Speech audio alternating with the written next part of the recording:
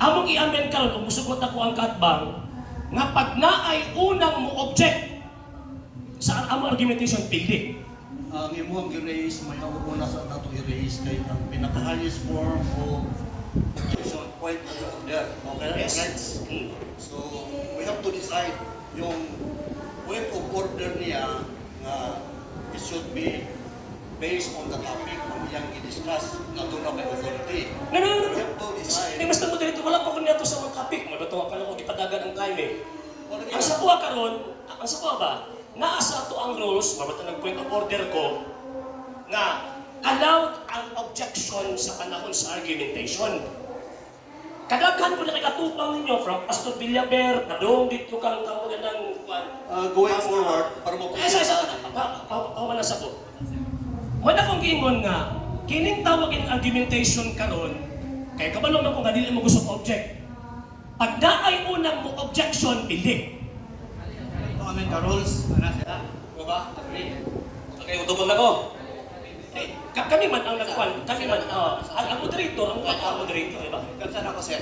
Kanya amay siya yung order na kanang iyang ipaabot kung agree ka si Salis if ever na kay o i-amend no ang tatong rules isa sa rules number no para nga mapalo na to nga kung na object so automatic ana yung may rules me as moderator para tuloy-tuloy tayo, objection denied, invalid because we have to follow rules, correct? And every denied. Wala ko magkuhan yung object ka nung mag-denied man. Ay sa Mr. Sino nag-decide na din as moderator. You have to respect the moderator, right? Nag-point of order ka ko. Ang presentation sa moderator, wala ako objection nag-object. denied.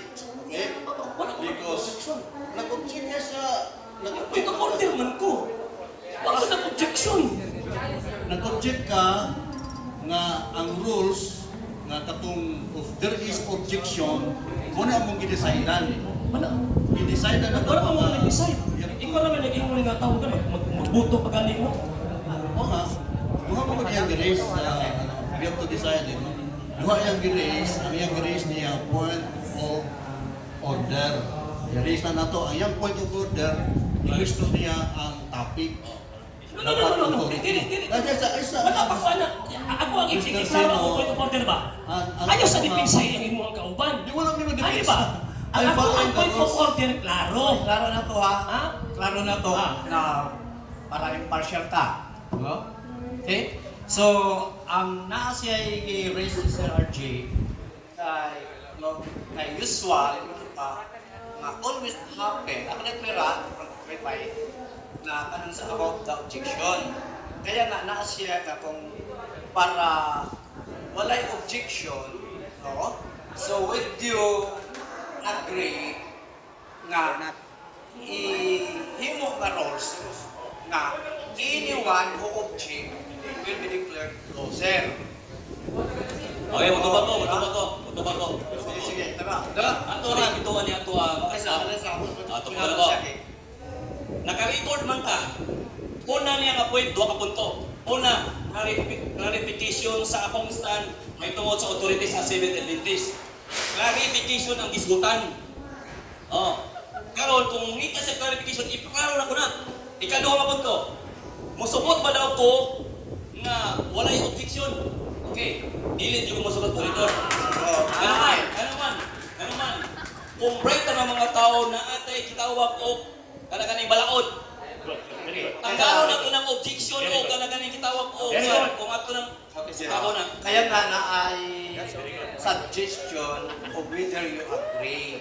So if ever outside, na dili ma-agree, so continue ato ang rules. Okay? So continue Sige, rules. continue. Okay, so you may start now your Okay. interpellation. Mawala mo gusto ako ang tawag ini paklaro. Excuse me, moderator. Okay, para Clarification. Okay, sana. The time is up. Why? Ingon siya ipaklaro daw sa kuha asa nga base nga nahimong authority ang Seventh Adventist. Wala pa siya nag-question. Unang istorya nimo siya na. Wala na gani kanang naano na to. Kaya agreed nang mawalay paan, wala to ano kanina na Sige. so karon we will proceed para di ta madugay. We will start now for the cross. Right, sa mga higal na makiksunan, we have to follow rules. Klaro ang rules diri, dahil objection. So, that is why we deny. Okay? So, wala. Ay, klaro lang. At gusto lang ito i-comment. Iyang comment ka niya na nilabag ako. Di. Wala naman. Wala naman. Tuyo.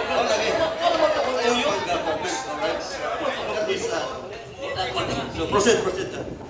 Sa hindi pa po nakapag-follow sa mga pages po natin, i-follow nyo po yung mga pages po natin. RJ Horolanciano II TV Apolia Punto Argumento page, Kuya Apologies TV page, and RJ's Vlog 2022. And pwede rin po kayo mag-send po dyan ng Facebook stars. And also, sa ating po mga channels, sa hindi po nakapag-subscribe, i-subscribe po ninyo yung mga channels natin, Dalay Catholic, Apologies International Official, RJ Sano II TV, Kuya Apologies TV, and Barrio Kawayan Religious Forum.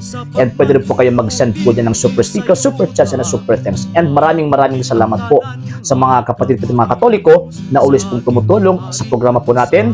Maraming salamat po. Nang dahil po sa tulong at suporta po ninyo, ang programa pong ito, until now, andito pa rin po sa social media. And until now din po, nangangailangan pa rin po tayo sa tulong at suporta po ninyo dahil wala po kami magagawa rito mga sir, mga ma'am, kung wala po yung tulong at suporta po ninyo. Sa gusto pong tumulong, sa gusto pong sumuporta, pwede po ninyong ipadala ang tulong at suporta po ninyo sa pamamagitan po ng ating mga account numbers dyan po sa ating pong screen.